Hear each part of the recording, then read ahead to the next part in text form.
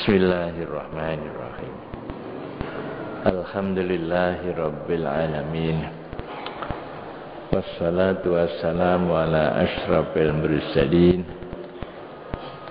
Sayyidina wa maulana Muhammadin wa ala alihi wa sahbihi ajma'in.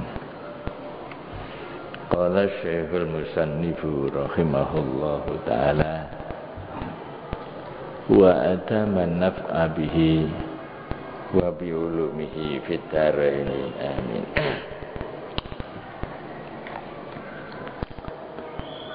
Wa talabtu nurul qalbi bil mawa'id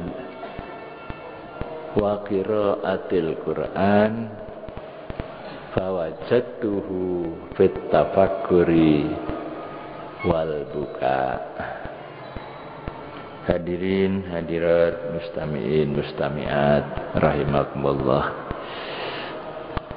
Alhamdulillah kita bertemu kembali pada malam hari ini di dalam majelis taklim. Mudah-mudahan ilmu yang kita terima dan segala ibadah kita diterima oleh Allah Subhanahu wa ta'ala. Pengajian kita pada malam yang lalu terakhir adalah perkataan dari makalah yang ke-23. Wa talabtu nurul qalbi. Saya mencari cahaya hati, kecerahan hati, fil mawaidi, di dalam mau'idah wa qiraatil Qur'ani, dan membaca Al-Qur'an. Fawajadtuhu, maka aku menemukan cahaya hati itu fit tafakkuri, di dalam berpikir.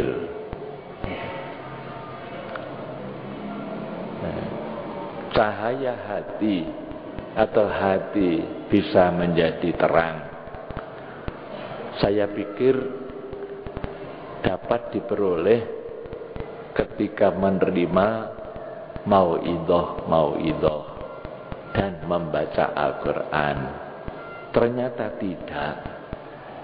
Saya mendapatkan cahaya hati itu ketika merenung, berpikir. Ya barangkali pada saat mendengarkan mau'idah kurang dihayati, atau membaca Al-Quran tidak direnungkan hatinya. Nah, di sini diterangkan saya mendapatkan kecerahan hati itu justru pada saat pikir-pikir. Nah, andai kata pada saat membaca Al-Quran itu direnungkan, dihayati, tentunya ya akan menjadi terang hatinya. Nah, mungkin yang dimaksudkan di sini orang yang membaca Al-Quran hanya sekedar membaca, tidak memahami isinya, tidak merenungkan kandungannya, maka orang itu tidak memperoleh apa-apa dalam sisi pencerahan hati. Kalau pahala sih pasti dapat. Membaca Al-Quran pahalanya sudah dijamin, setiap huruf 10. Namun apakah bacaan Al-Quran itu bisa menjadikan hati cerah? Itu tergantung kepada pemahaman dan penghayatan ayat-ayat suci yang dibacanya. Nah, di sini diterangkan justru saya mendapatkan kecerahan hati itu pada saat berpikir. Apa yang dipikirkan? Yang direnungkan apa? Fi uzmi makhlukatillahi ta'ala, ing dalem agunge pira-pira makhluke Allah Ta'ala. Ya, berpikir tentang keagungan Allah lewat ciptaannya, langit yang begitu luas dihiasi dengan matahari, bulan dan bintang-bintang gemerlapan yang tidak bisa dijumlahkan berapa jumlahnya bintang-bintang itu, menunjukkan betapa agungnya Sang Penciptanya. Jadi berpikir tentang itu bisa menyebabkan hatinya cerah. Kita ingat pada saat Kanjeng Nabi sebelum diangkat menjadi Nabi, menjadi Rasul, apa yang beliau lakukan adalah tahannus, mengadakan meditasi. Di dalam bulan Ramadan penuh beliau keluar rumah, tidak ada di rumah, beliau menyingkir, yaitu ke sebuah gua, itulah Gua Hira. Di sana apa yang dilakukan oleh beliau adalah tafakur ini. Tafakur, berpikir tentang keagungan Allah yang menciptakan alam ini. Fi udmi makhlukatillah. Ciptaannya saja sebegitu agung, betapa yang menciptakan, kan gitu ya. Yang akhirnya beliau diangkat oleh Allah menjadi seorang nabi. Turunlah sifat nubuwah dan diiringi dengan sifat risalah ketika turun wahyu yang pertama dan kedua. Malaikat Jibril turun, diutus oleh Allah mengangkat beliau sebagai nabi dan rasul. Jadi yang dimulai terlebih dahulu oleh beliau adalah tafakur. Di samping juga melihat kenyataan rusaknya masyarakat Arab waktu itu, rusaknya manusia, disebut zaman jahiliyah. Mereka menyembah batu, yang mana hal itu tidak masuk akal. Batu kok disembah, buatannya sendiri kok dianggap sebagai Tuhan. Itu yang menjadi pemikiran beliau. Kenyataan di lapangan, banyak kerusakan moral, tidak rukun, antara satu dengan yang lain sering bertengkar, bahkan tidak jarang orang membunuh anak wanita hidup-hidup, menanam hidup-hidup anak wanita. Itu yang dilihat oleh beliau. Maka beliau semakin gelisah mendapatkan, memohon petunjuk Allah Subhanahu wa Ta'ala, melihat kenyataan seperti itu, ya. Maka akhirnya beliau diangkat sebagai seorang nabi yang memang sudah menjadi takdir Allah, ya. Namun untuk menuju takdir ini tentunya ada persiapan-persiapan. Beliau sebagai seorang calon nabi. Yang dilakukan oleh beliau adalah tafakur. Seringkali diam lama, tidak berbicara dengan siapapun, di tempat yang sunyi. Itu adalah untuk tafakur. Wa fana idunya lan ing dalem sirnane dunya. Dunia ini pasti akan berakhir, dan masing-masing orang pun juga akan berakhir di dunia ini, yang sudah maupun yang akan datang. Yang sudah jelas, mereka sudah tidak hidup lagi di dunia ini. Mereka sudah tidak ada di permukaan bumi, mereka ada di dalam perut bumi. Sementara yang masih hidup, ya, ini tidak akan lama lagi, menunjukkan bahwa kehidupan dunia itu adalah al-fana, ya, tidak selamanya. Itu yang beliau pikirkan, yang bisa menjadikan orang itu hatinya cerah, berpikir tentang itu.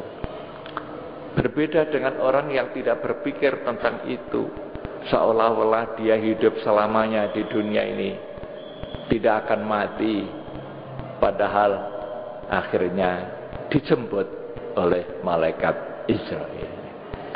Wa ahwalil akhirati lan ing dalem pira-pira pekipuhe akhirat.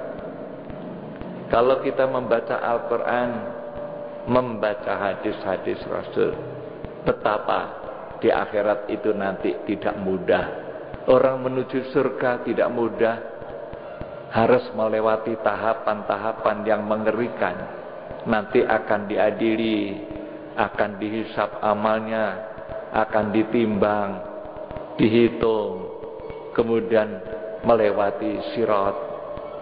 Di sana nanti ada pengadilan yang seadil-adilnya, ahwalul akhirah.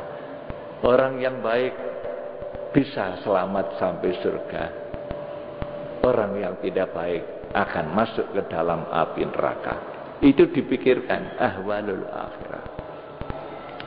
Wasairi umurihima lan sekari-karine pira-pira perkara donya lan akhirat. Jadi orang itu sekali-sekali harus berpikir tentang kehidupan dunia ini dan juga tentang kehidupan akhirat. Wa taksirin nafsi lan pepeko. Pepeko itu sembrono, lengah, lan pepekone awak. Kita ini banyak sembrono, banyak perintah Allah yang belum kita kerjakan, dan banyak larangan Allah yang dilanggar. Orang yang berpikir semacam itu, memikirkan dirinya sendiri banyak kekurangan, dia akan mengalami kecerahan hatinya. Wa tahdzibihalan bersihake nafsi. Saya ingin bersih, membersihkan hati saya dari kotoran-kotoran dosa. Ya. Wa hamlihalan gelemaken nafsi. Gelemaken itu artinya memaksa, ya, membebani bil istiqomati ing dalam istiqomah. Ya, istiqomah ini kan paling berat. Orang bisa saja melakukan kebaikan-kebaikan, tapi kadang-kadang tidak istiqomah. Ya, hanya sebentar gerak baik. Nah setelah itu berhenti. Itu namanya tidak istiqomah. Lah ini memaksakan dirinya untuk istiqomah. Karena orang yang tidak istiqomah dikhawatirkan nanti tidak husnul khotimah. Allah menyatakan dalam Al-Quran bahwa istiqomah itu syaratnya, ya, husnul khotimah itu syaratnya harus istiqomah. Innal ladzina qalu rabbunallahu tsumma istaqamu tatanazzalu alaihimul malaikah. Kan gitu ya. Orang-orang yang beriman, yang mengatakan Tuhanku Allah, tiada Tuhan selain Allah, kemudian istiqomah, tsumma istaqamu. Maka orang yang istiqomah ini pada akhir hayatnya nanti akan turunlah para malaikat kepadanya untuk memberikan kabar gembira. Alla takhafu wa la tahzanu. Anda tidak usah takut menghadapi akhirat dan tidak usah susah meninggalkan dunia.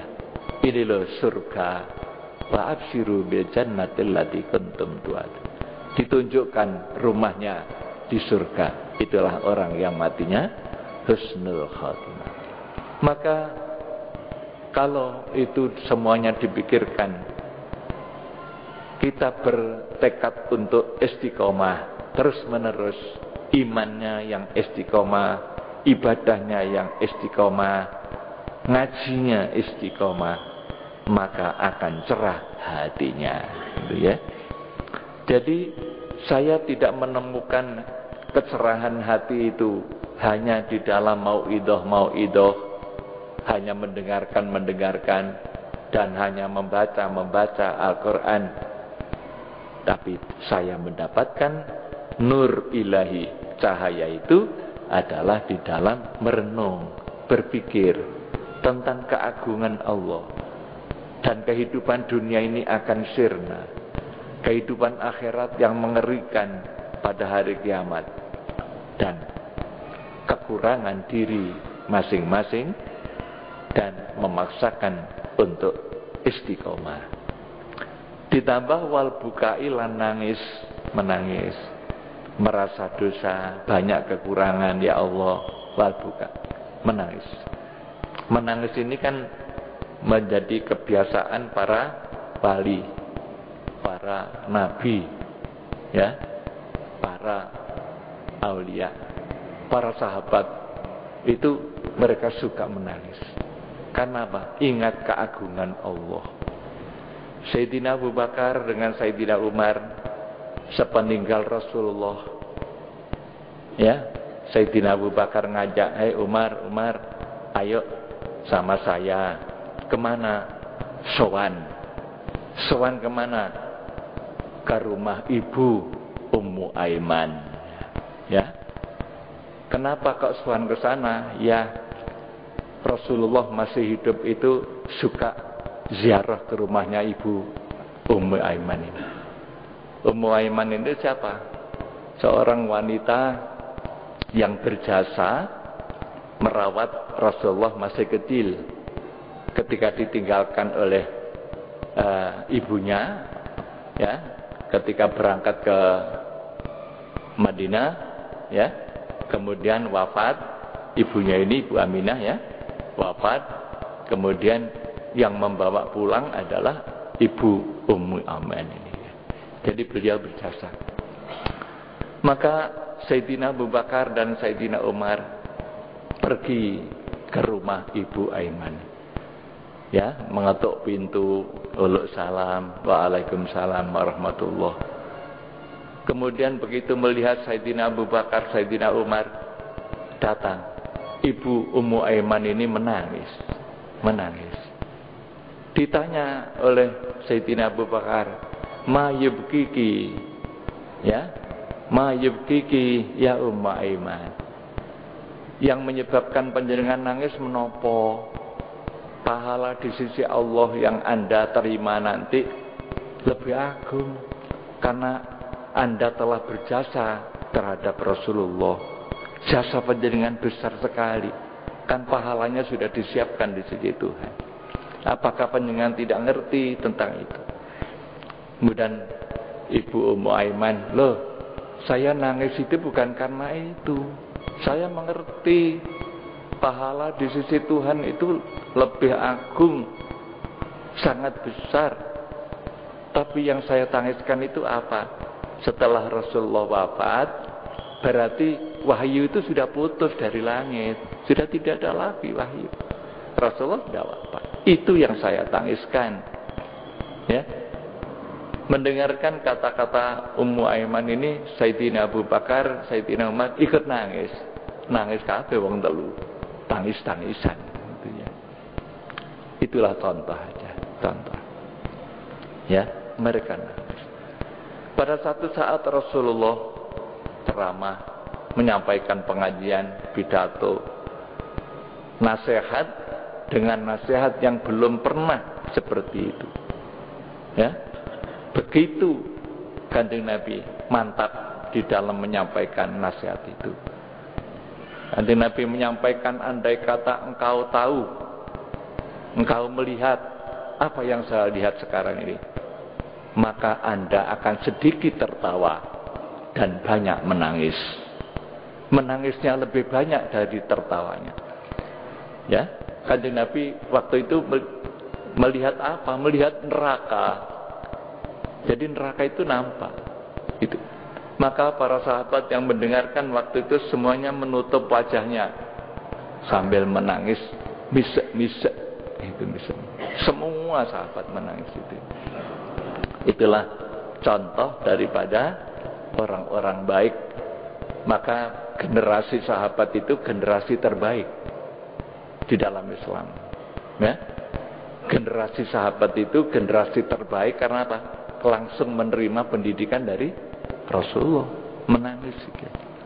Nah, kemudian demikian juga para aulia, para wali, mereka itu banyak menangis. Maka orang yang menangis karena takut kepada Allah, itu hatinya menjadi cerah. Waktu sehari terutama waktu sehari ing dalam waktu sahur. Waktu sahur itu menjelang subuh, ya, itu waktu yang paling bagus untuk merenung, untuk berpikir tentang keagungan ilahi. Maka para wali itu kebanyakan mereka, ya, menerima ilham. Mereka meningkat menjadi ahli makrifat itu adalah karena mereka banyak bangun malam, terutama menjelang subuh, yaitu waktu sahur. Kala ngendika sapa ba'duhum setengah ulama. Setengah ulama mengatakan, waqaftu leren ingsun ala abidin ing atase wong ahli ibadah, wa huwa hale utawi abid iku yabki nangis sapa abid. Saya pernah bertemu melihat ada seorang ahli ibadah. Orang yang ahli ibadah yang namanya abid tadi itu, ahli ibadah, nangis orang itu, nangis. Fakultu maka ngucap sapa ingsun, saya bertanya kepada orang itu, mimma saking opo buka uka utawi nangis sira. Panjenengan kok nangis niki krana napa? Ya, kena apa Anda menangis itu? Faqala mongko ngendika sapa abid. Abid itu adalah tingkatan orang yang ahli ibadah, waktunya dihabiskan hanya untuk ibadah. Itu namanya abid, ya. Karena sudah tidak ada lagi yang dikerjakan. Mungkin masalah-masalah lain sudah selesai semuanya, sehingga dia itu waktunya dihabiskan hanya untuk ibadah. Kalau tidak ibadah, nganggur. Ya. Karena pekerjaan lain tidak ada. Ya, urusan-urusan dunia sudah cukup, dia tidak punya urusan itu. Ya, tidak mengajar, tidak belajar, tidak bekerja, tidak menjadi pemimpin pemerintah, pejabat, tidak. Walhasil banyak nganggurnya.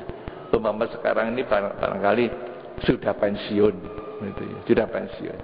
Maka pekerjaannya apa? Cuma ibadah, ibadah pagi, sore, siang, ibadah. Itu dinamakan abid.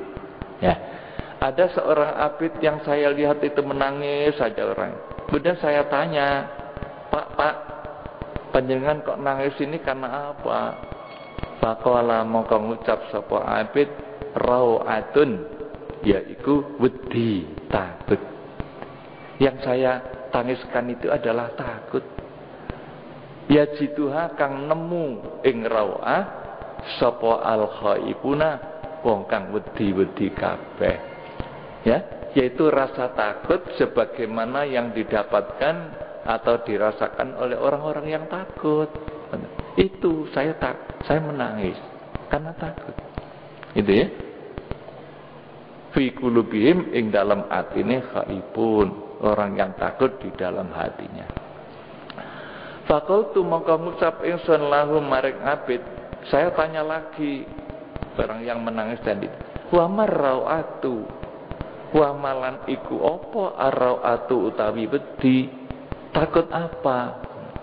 Ingkang panjenengan wedeni napa? Pak jenengan kok ajrih?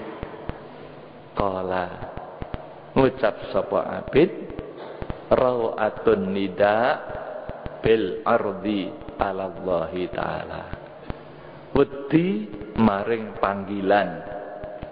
Nanti pada hari kiamat setiap orang akan dipanggil, ya, dipanggil satu persatu, namanya siapa, bin siapa. Itu sehingga kalau kita memberi nama itu kan harus baik, ya, karena nanti akan dipanggil, ya, akan dipanggil pada hari kiamat itu namanya. Maka perbaikilah, ya, baikkanlah nama-nama itu, karena nanti orang itu akan dipanggil namanya bin siapa nanti hari kiamat. Itu yang saya takutkan. Bil ardi kelawan den pentokake Allah taala mari Gusti Allah. Itu yang paling saya takutkan. Apakah saya itu nanti ketika dipanggil itu saya selamat berhadapan dengan Allah? Ya, setiap orang nanti akan dipanggil, akan diusut satu persatu. Di dalam hadis kan ya, orang belum boleh pergi sebelum dipanggil dan ditanya tentang 4 hal kan gitu ya. Tentang umurnya, sudah diberi umur sekian tahun untuk apa? Itu nanti akan diusut. Ya. Kemudian tentang amalnya, apa saja yang dikerjakan. Kemudian tentang hartanya, dari mana harta itu Anda dan untuk apa itu nanti akan ditanya. Tentang ilmunya, ilmu yang sudah kamu dapatkan berapa yang kamu amalkan, itu nanti. Orang belum boleh pergi dari tempatnya sebelum ditanya 4 hal ini, kan begitu dalam hadis. Kemudian disebutkan lagi bahwa tidak ada mutarjim, tidak ada juru bahasa, langsung Allah.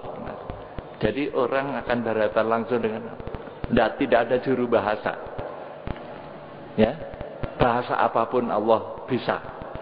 Karena yang membuat bahasa di dunia ini adalah Allah. Gitu. Jadi kalau yang ditanya itu orang Jawa ya cara Jawa, ya apa riko. Orang Madura ya Madura, orang Inggris ya Inggris. Ya.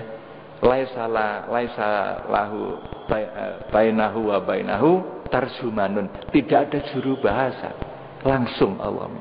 Itu yang saya takutkan. Apa saya selamat atau tidak? Allah Maha tahu. Apa yang saya kerjakan sekarang ini Allah tahu dan dicatat oleh malaikat. Itu yang saya takutkan katanya. Itulah. Maka di sini Abid ini termasuk orang seperti itu yang nangis karena takut bagaimana nanti hari kiamat. Kan termasuk juga Siti Aisyah ya, Siti Aisyah istri Rasul kan, ini seringkali saya ceritakan. Siti Aisyah itu pernah menangis.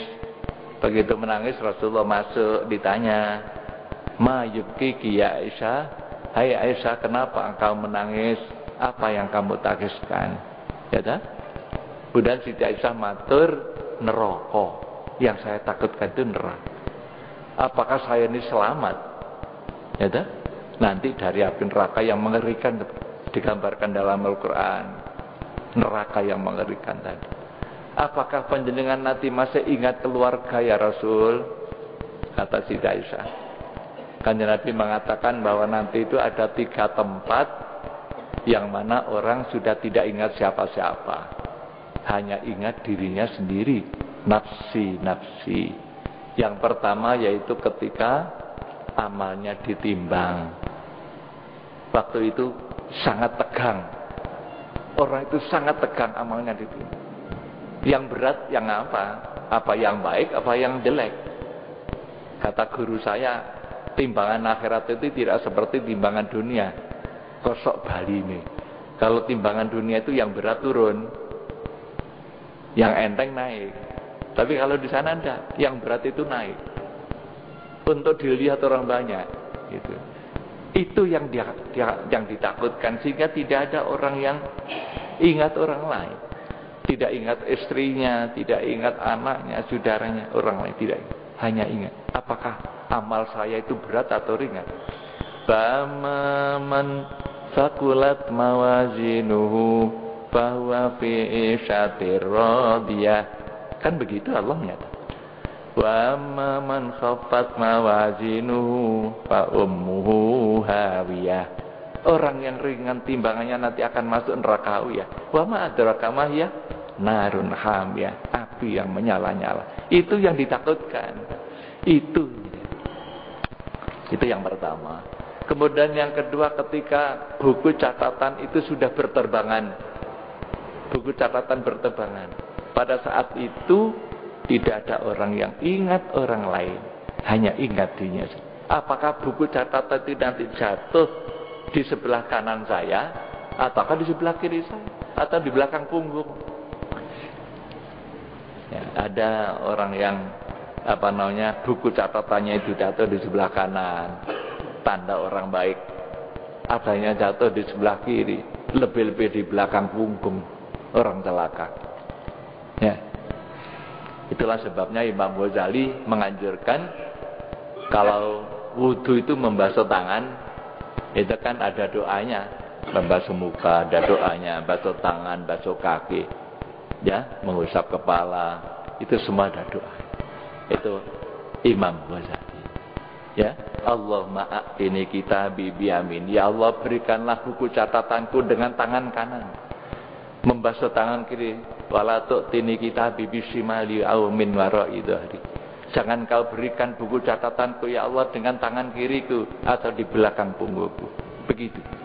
Maka tempat yang kedua, orang tidak ingat orang lain ketika, yaitu buku catatan diterimakan. Kemudian yang ketiga adalah pada saat lewat di atas api neraka jahanam, lewat di Sirat. Tidak ada orang yang ingat siapa-siapa, ingat dirinya sendiri. Apakah selamat atau tidak? Gitu. Ya kalau selamat sampai di surga sana. Kalau tidak, jatuh. Itu yang ditangiskan oleh Siti Aisyah. Maka orang baik-baik itu seperti itu. Menangis karena takut kepada Allah. Ya. Demikian juga seorang abid tadi itu ketika ditanya, rau'atun nida bil ardiyallahi ta'ala. Saya takut ketika nanti saya dipanggil oleh Allah, saya selamat atau tidak. Ya.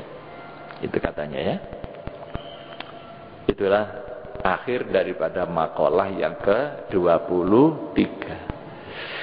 Sekarang kita lanjutkan makalah yang ke-24. Wal makolatur rabi'atu utai makalah kang kaping 4 wal isruna lan 20. Makalah yang ke-24. Iku kala ngendika sapa Ibnu Abbas, ya, Abdullah bin Abbas, terkenal dengan Ibnu Abbas, namanya sendiri Abdullah, ya, misanan Rasulullah, sepupu, karena Pak Abbas ini adalah paman Nabi. Anaknya namanya Abdullah bin Abbas, seorang sahabat Nabi, ponakan Nabi yang sangat alim, allamah, hafidh Al-Quran, dan tahu hafal di mana Al-Quran itu turun, masing-masing ayat hafal Ibn Abbas. Karena doa Rasulullah, Allahumma ya Allah alimhul Quran, ya Allah jadikanlah Abdullah bin Abbas ini orang yang alim tentang Al-Quran. Maka beliau hafal, ya, hafal bukan hanya ayatnya, tapi hafal tentang background atau latar belakang, asbabun nuzul, turunnya ayat itu apa. Ini Ibnu Abbas. Maka tidak ada orang yang alim ilmu tafsir yang tidak merujukkan tafsirannya kepada Ibnu Abbas. Jadi seluruh tafsir itu rujuknya kepada Ibnu Abbas. Kalau mengalami kesulitan, pasti yang dicari bagaimana pendapat Ibnu Abbas radhiyallahu anhuma, saking Ibnu lan Abbas. Fi qaulihi ta'ala, ing dalam dawuh Gusti Allah taala, wa idzibtala Ibrahim rabbuhu bikalimatin fa'atammahunna. Ya. Ayat ini kemudian ditafsiri oleh Ibnu Abbas. Wa idzibtala lan ilingo tatkalane nyuba sapa Allah Ibrahim, nyuba failnya belum ya, ilingo tatkalane nyuba Ibrahim ing Nabi Ibrahim sapa rabbuhu pangerane Nabi Ibrahim, nyuba bi kalimatin kelawan pira-pira kalimat, fa atammahuna mongko nyampurnake sapa Nabi Ibrahim ing kalimat, ya. Ingatlah ketika Allah menguji Nabi Ibrahim dengan ujian-ujian. Maka oleh Nabi Ibrahim ujian-ujian, cobaan-cobaan dari Allah itu dilaksanakan dengan sempurna. Itulah sebabnya Nabi Ibrahim itu diangkat oleh Allah menjadi pemimpin seluruh dunia, kan itu ya. Wa idzabtala Ibrahim rabbuhu bikalimatin fa'atammahunna. Qala inni ja'iluka lin-nasi imama. Allah menyatakan, hai Ibrahim, engkau saya angkat menjadi imam, menjadi pemimpin seluruh dunia. Karena apa? Menyempurnakan perintah Tuhan. Jadi dapat dipaham, orang itu akan dimuliakan oleh Allah kalau menyempurnakan perintah-perintah. Perintah Allah disempurnakan, dikerjakan dengan baik, oleh Allah akan diangkat. Nabi Ibrahim itu diangkat menjadi pemimpin seluruh dunia karena beliau sukses menjalani hukuman-hukuman, ujian-ujian dari Tuhan. Dan itu berat-berat. Nah, sekarang pendapat Ibnu Abbas bagaimana? Beliau mengatakan ujian-ujian Nabi Ibrahim itu apa saja. Ibnu Abbas tegese ngendika sapa Abdullah bin Abbas fi tafsiri dzalika ing dalam tafsir mengkono-mengkono ayat wa idzibtala, ya. Jadi Ibnu Abbas menafsirkan ayat ini iku asyru khisalin 10 pira-pira perkara minas sunnati saking sunnah at-tariqatus syar'iyyah tegese dalan kang basa syariat, ya. Jadi 10 macam ujian yang diperintahkan oleh Allah kepada Nabi Ibrahim itu, ya. Ya di sini diterangkan oleh Ibnu Abbas. Ada 10 kalimatin. Itu 10 kalimat. Apa itu? Menurut Ibnu Abbas, khamsun utawi kang 5 iku firrasi ing dalam sirah. Tariqah syariah ya. Jadi syariat dalam syariat Islam sampai sekarang ini berlaku. Kenapa? Nabi Muhammad itu diperintah oleh Allah mengikuti syariatnya Nabi Ibrahim.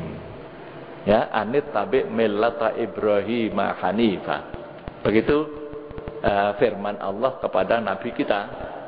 Ya, ikutilah syariat Nabi Ibrahim. Anit tabi millata Ibrahim hanifa. Ikutilah ya millah, yaitu syariat Nabi Ibrahim dengan lurus. Maka apa yang dilakukan oleh Rasulullah itu adalah sesuai dengan syariatnya Nabi Ibrahim. Khamsun utawi kang 5 iku firrasi ing dalam sirah, wa khamsun utawi kang 5 iku fil badani ing dalam badan. 5 hal terletak pada kepala, ya. Sedangkan yang 5 ada pada tubuh manusia, ya, yang harus dikerjakan di dalam syariat Islam. Apa saja 10 itu? Ammal khamsu anapun utawi kang 5 allati firrasi kang tetep ing dalam sirah. Yang 5 yang ada di kepala iku fahiya mongko utawi allati firrasi iku as-siwaku siwak. Jadi disunatkan siwak. Siwak itu boleh saja diterjemahkan dengan sikat gigi gitu ya. Tapi tentunya lain. Sikat gigi ya sikat gigi, siwak ya siwak gitu ya. Nah, karena kalau sikat gigi itu biasanya dipakai pada saat mandi di deging. Sedangkan siwak ya toh pada saat sholat, hendak sholat siwak, akan wudu siwak. Bahkan setiap akan mengerjakan kebaikan-kebaikan itu disunatkan siwak. Ini termasuk syariat. Dan syariatnya Nabi Ibrahim dilanjutkan dengan syariatnya Nabi Muhammad. Kanjeng Nabi mengatakan, andai kata aku tidak memberati umatku, maka saya wajibkan umat itu, semua orang itu bersiwak. Itu ya. Namun Kanjeng Nabi khawatir keberatan, maka tidak diwajibkan. Oleh karena tidak diwajibkan, hukumnya menjadi sunnah siwak. Jadi yang pertama siwak. Siwak itu kan di kepala ya. Di mulut. Mulut kan ada di kepala. As-siwak. Wal madmadatu lan kekemu, berkumur. Ya. Pada saat akan wudu kita berkumur. Wal madmad. Memasukkan air ke dalam mulut kemudian dikeluarkan lagi, itu namanya madmadah. Wal istinsyaku lan ngisep banyu maring irung, nyedot dengan hidung, air disedot dengan hidung dikeluarkan lagi, itu namanya istinsyak. Itu sunnah ya, terutama pada waktu wudu ya. Jadi bolehlah pada waktu itu menjelang wudu itu kita sikat gigi ya, sikat gigi. Jadi siwak itu boleh diganti dengan sikat gigi pada waktu wudu ya.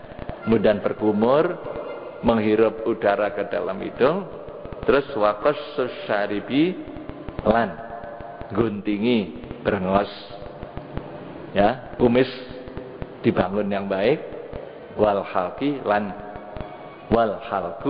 lan cukur, mencukur rambut. Jadi ini adalah syariat, hukumnya sunnah. Maka orang Islam itu kalau mengikuti syariat itu akan nampak bersih, nampak rajin, tidak kemproh, kan gitu ya. Jadi kita itu supaya mengikuti syariat yang dicontohkan oleh baginda Rasulullah. Beliau mengikuti syariatnya Nabi Ibrahim. Jadi 5 ada di kepala dan 5 ada di badan. Insya Allah yang 5 akan kita lanjutkan nanti pengajian yang akan datang. Mudah-mudahan barokah dan manfaat fid-dini wad dunya wal akhirah. Allahumma shalli ala Muhammad maulaya sholli wa sallim daiman abada ala habibika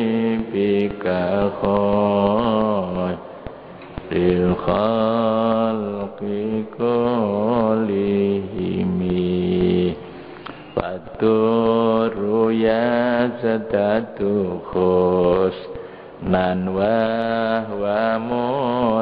muntazimun walaysa yang qadran ghaira muntazimi maula ya salli wa sallim daiman abada ala habibika khairil khalqi kulli fama tatawalu malul matihi ila ma fihi min karamil akhlaqi wa syiyami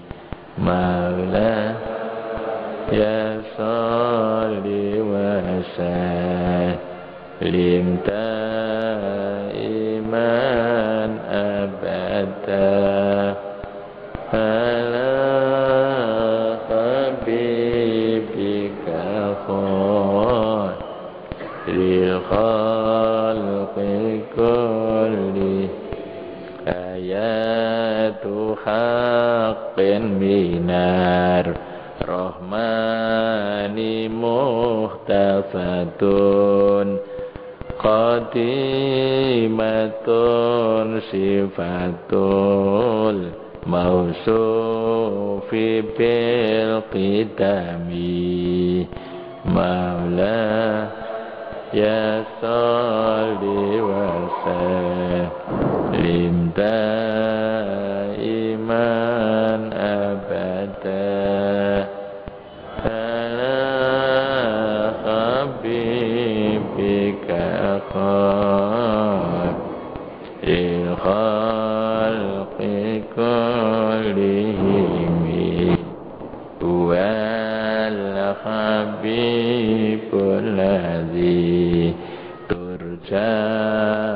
syafa'atuhu